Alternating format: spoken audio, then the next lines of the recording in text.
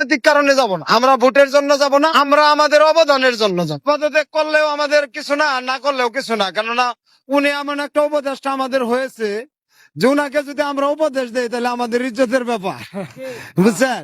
উনি দেখেন 10 মাসে কি করছে, ওনার কয়টা মামলা খালাস নিচ্ছে।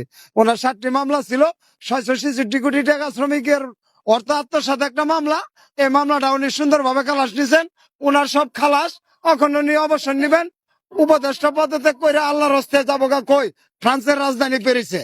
উনি কি 10 মাস নিজের টাকা ব্যয় করে খাইছে? এই 10 মাস যদি উনি এই উপদেষ্টা না হয়তো উনি কি ব্যয় করে খাইতো না? উনি একজন শিল্পপতি, রাষ্ট্রীয় কোনো সুবিধা ছাড়ছে?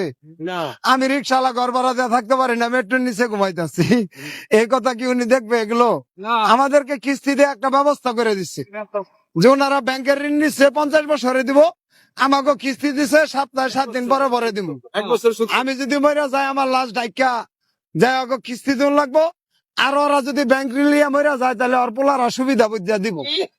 এই যে সিস্টেম তৈরি করার পরে উনি গোটা বিশ্বের শান্তি আইনে আমাদের যে অশান্তিতে ফেলছে, এই অশান্তির কথা কি আপনারা দেশবাসীর কাছে তুলে ধরবেন? উনাকে নোবেল কে দিয়েছে এই ব্যাপারে আমি প্রশ্ন করতে চাই। দেশের মানুষের অবস্থান না বুঝে একজনকে স্টার বানানো, এ ধরনের নোবেল দিয়ে একটি জাতিকে বিতর্কিত করা হয়েছে। আমাদেরকে একটি দেশের ভূখণ্ড থেকে বাদ দেওয়া হয়েছে।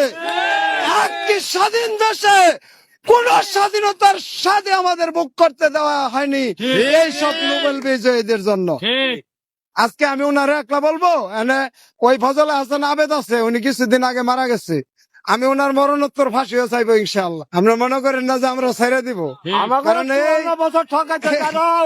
সবকিছু এই ব্রেক প্রতিষ্ঠা করিয়া এই ক্ষুদ্র জামিন দরিদ্র জনগোষ্ঠীকে ক্ষুদ্র ঋণের আওতায় নাম করিয়া ওনারা তো লাখ লাখ কোটি টাকা মাইরা বয়ে রয়েছে, দেখছিনি অবস্থা। ওনাদের প্রতিষ্ঠানের কোনো অভাব নাই।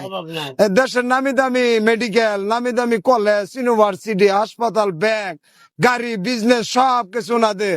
কিন্তু আমি যে ব্রেকের একজন সদস্য, আমার কি অবস্থা জানে? ঠিক মতো কিস্তি না দিতে পারলে রাত্রে বউ লাগে ঘুমানি হয় না।